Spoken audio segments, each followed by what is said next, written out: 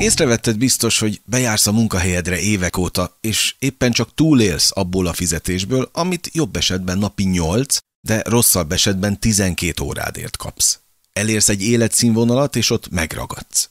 Nem tudsz fejlődni és tovább lépni, pedig belül tudod, hogy többre vagy képes, és frusztrál az a tudat, hogy amire vágysz, azt egyszerűen nem tudod, hogyan érheted el.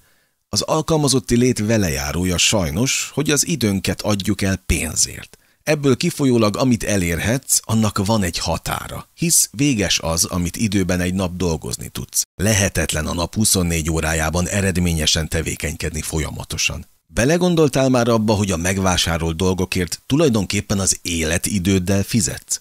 A dolgokért, amiért pénzt fizetünk, az időnkkel fizetünk. Korábban azt gondoltam, hogy az alkalmazotti mókuskerékből egy vállalkozás elindítása lesz a kiút. Azonban szembesültem vele, hogy nem kevés millió forint az, amit csak a beindításra szánni kellett. Valamint rengeteg stressz és idegeskedés társult a nagy felelősség mellé. Hamar rájöttem, hogy nem ez az, ami megadja számomra azt az életstílust, amire vágyom. Konkrétan a saját vállalkozásom rabszolgája lettem, és már nem csak napi 8 órát dolgoztam, hanem reggeltől estig. Újra át kellett értékelnem, hogy mi a fontos az életemben. Eldöntöttem, hogy én akarok az időmmel rendelkezni. Akkor kelni, amikor épp kipihentem magam, és nem ébresztőre.